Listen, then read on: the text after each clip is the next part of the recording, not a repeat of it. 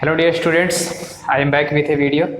Students, हमने last lecture में reproduction in flowering plant का पार्ट सेकंड में हमने आपको माइक्रो गैमेटोजेनेसिस और डेवलपमेंट ऑफ मेल गैमेटोफाइट ये दोनों चीज़ें हमने बताया था आपको।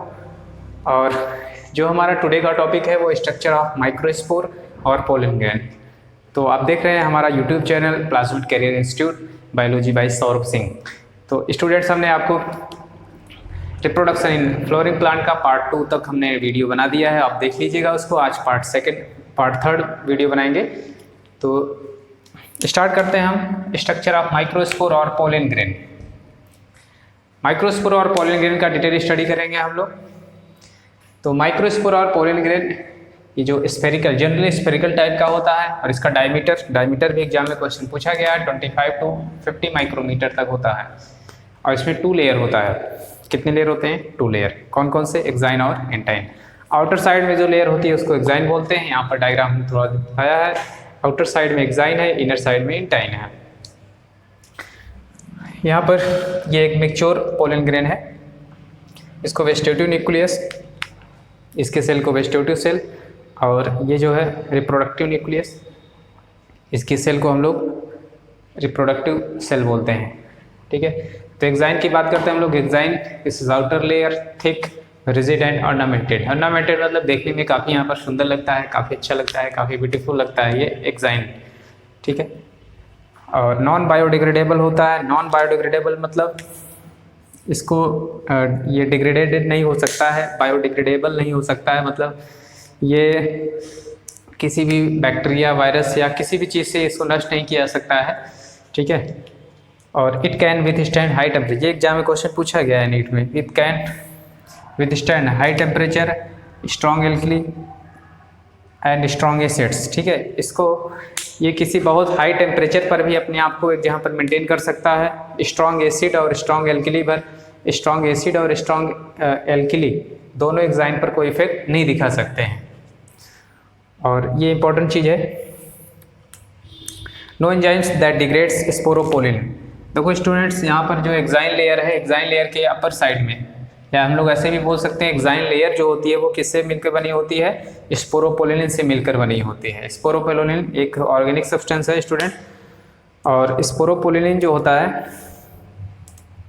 स्पोरोपोलिन को कोई भी एंजाइम अभी तक डिग्रेड नहीं कर पाया है, या कोई भी एंजाइम अभी तक ऐसा नहीं एंजाइम अभी तक डिस्कवर किया गया है जो कि स्पोरोपोलिन को डिग्रेड कर सके। ठीक है। No enzyme that degrades sporopollenin is so far known. अभी तक कोई एंजाइम की डिस्कवरी नहीं हुई जो कि स्पोरोपोलिन को डिग्रेड कर सके। नेक्स्ट आते हैं due to presence of sporopollenin. Sporopollenin के प्रेजेंस से ही स्टूडेंट देखिए यहाँ पर जो पोलन ग्रेन का फॉसिल बहुत दिनों तक हमारे अर्थ पे बहुत ही गुड कंडीशन पे हमारे अर्थ पे रहते हैं। क्यों रहते हैं? क्योंकि उस स्पोरोपोलिन को डिग्रेड नहीं किया जा सकता है। ठीक है। डिग्रेड करना बहुत ही मुश्किल है, इसीलिए उसके फॉसिल कई लाखों वर्ष तक, हजारों वर्ष तक भी स्पोरोपोलिन ग्रेन एक जगह पर रहते हैं। ठीक है। अब सेकेंड वॉल जो इनर वॉल है वो इंटाइन है। इंटाइन जो है इनर वॉल है, थिन होता है, सॉफ्ट होता है, इलास्टिक नेचर की होती है। ठीक है। ये भी एग्जाम में इंपॉर्टेंट एग्जाम में पूछा गया है किसकी बनी होती है, तो आप बताओगे। पेक्टिन और सेल्यूलोज की, साथ में हम लोग इसको पेक्टोसेल्यूलोज भी बोल सकते हैं। It comes out as a tubular structure through any pore. तो ये जो इनर वॉल आपको दिख रही है इंटाइन, ये होता क्या है? हमने यहाँ पर एक्साइन लेयर में ये पोर दिखाया है जिसको जर्न पोर बोलते हैं। ये एक वीक पॉइंट होता है। एक्साइन का क्या होता है? एक वीक पॉइंट होता है। एक्साइन कहीं कहीं पर क्या हो जाता है? वीक हो जाता है, या उसमें पोर बन जाती है एक्साइन में, जिसे हम लोग क्या बोलते हैं? जर्न पोर। तो इंटाइन जो होता है इसी जर्न पोर से होते हुए ट्यूबुलर लाइक स्ट्रक्चर बनाती है जिसको पोलन ट्यूब बोलते हैं हम लोग। जब मेल गैमेटोफाइट का फॉर्मेशन कैसे होता है वहाँ पर हमने पोलन ट्यूब बनाया था इस तरह से। आप याद करिए, आप पिछले वीडियो जाकर देख लीजिएगा इस तरह से। ठीक है। ये इंटाइन लेयर था। यहाँ पर मान लो सपोज करो जर्नपोर था, तो ये इंटाइन जर्नपोर के थ्रू बाहर आ जाता है। ठीक है। Pollen tube. Number of germ pore. ये जर्नपोर हमने जो बताया इसका नंबर, और इस जर्नपोर का स्ट्रक्चर, जर्नपोर अलग अलग स्ट्रक्चर के हो सकते हैं। लेंस के शेप का हो सकता है, स्लिट लाइक हो सकता है। और germ pore structure ornamentation of exine is significant feature of taxonomy. तो ये germ pore structure ornamentation of exine की बनावट कैसा है, ठीक है, जर्मपोर कैसा है या कितने नंबर में जर्मपोर है, पोलन ग्रेन का स्ट्रक्चर कैसा है, ये टैक्सोनॉमी के लिए सिग्निफिकेंट रोल प्ले करता है। सिग्निफिकेंट रोल टैक्सोनॉमी के लिए मतलब इससे ऑर्गेनिज्म को हम लोग क्लासीफाइड कर सकते, प्लांट को हम लोग क्लासीफाइड कर सकते हैं on the basis of pollen grain, ठीक है। पोलन ग्रेन के में जर्मपोर कितने नंबर में, उसका स्ट्रक्चर कैसा है, उसके एग्जाइन का ऑर्नामेंटेशन किस टाइप की है। बात करते हैं जर्मपोर के बारे में। तो अभी हमने एग्जाइन बताया कि एग्जाइन की आउटर लेयर में, ये जो एग्जाइन आउटर लेयर होता है इसके जगह जगह पर कुछ प्लेसेस पर क्या होते हैं, एग्जाइन वीक होता है, या उस एग्जाइन में क्या होते हैं, कुछ पोर्स होते हैं। एग्जाइन को स्पोर को हम लोग बोलते हैं क्या, जर्मपोर, ठीक है।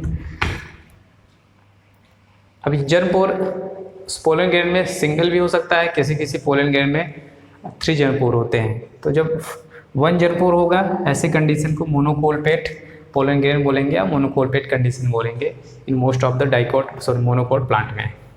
और 3 जर्मपोर किस में दिखता है, डाइकोट प्लांट में। ऐसे 3 जर्मपोर वाले पोलन ग्रेन को लोग ट्राइकोलपेट पोलन ग्रेन बोलेंगे, ठीक है। और जर्मपोर होता है जो कैसा होता है इसका, ठीक, लेंस टाइप का होता है, स्लिट टाइप का होता है या सर्कुलर जैसा हो सकता है, ठीक है। अब पोलन ग्रेन के आउटर साइड में, पोलन ग्रेन के आउटर साइड में कुछ ऑयली सब्सटेंस होता है जो कि लिपिड और कैरोटिनॉइड की बनी होती है। उस ऑयली सब्सटेंस को हम लोग क्या बोलते हैं, पोलन किट। इंपॉर्टेंट है ये पोलन किट, ठीक है। तो एक टिपिकल डाइकोट प्लांट है जिसको कैप्सिला बोलते हैं, कभी कभी एग्जाम में आता है। कैप्सिला एक टिपिकल डाइकोट प्लांट है, इसके पोलन ग्रेन में ये पोलन किट होता है। और ये पोलन किट करता क्या है, ये भी एग्जाम में क्वेश्चन पूछा जाता है, ये एंटीमोफिली में हेल्प करता है। एंटीमोफिली मीन्स पोलिनेशन बाय इंसेक्ट्स। कैसे हेल्प करता है इसको इधर देखिए, ठीक है। Functions of pollen kit, functions of pollen kit, it protects the pollen grain. तो ये जो ऑयली सब्सटेंस होता है पोलन ग्रेन के अराउंड, तो ये सन रेज से जो हार्मफुल अल्ट्रावायलेट रेज आते हैं उससे पोलन ग्रेन को क्या रखता है, सेफ रखता है, बचा के रखता है, डिस्ट्रॉय नहीं होता पोलन ग्रेन, ठीक है। और पोलन ग्रेन की जो स्टिकी सरफेस होती है पोलन किट की वजह से, ये यही स्टिकी सब्सटेंस क्या करता है, ये जाके इंसेक्ट्स के पैर पे जाके चिपक जाता है। सपोज करो ये इंसेक्ट, ये मान लो इंसेक्ट है, ठीक है, उसका पैर, इंसेक्ट का पैर है ये, तो ये पोलन ग्रेन क्या करता है, उससे जाकर इजीली उसके पैर से जाकर चिपक जाता है, जिससे पोलिनेशन में हेल्प होता है, ठीक है। और ये इसका कलर कैसे होता है पोलन ग्रेन का, पोलन किट का कलर कैसा होता है, येलो कलर का होता है। और येलो कलर, इसी येलो कलर की वजह से इंसेक्ट काफ़ी अट्रैक्ट होते हैं पोलन ग्रेन्स की तरफ, जिससे क्या पोलिनेशन में हेल्पफुल होता है ये, ठीक है। तो ये इस तरह से आज कंप्लीट हुआ स्ट्रक्चर ऑफ पोलन ग्रेन और माइक्रोस्पोर। तो डियर स्टूडेंट्स, हम आपको नेक्स्ट वीडियो में आपको बताएंगे important points of pollen grains, ठीक है। बस आज के लिए इतना ही, आपसे मिलते हैं नेक्स्ट वीडियो में स्टूडेंट्स, बाय।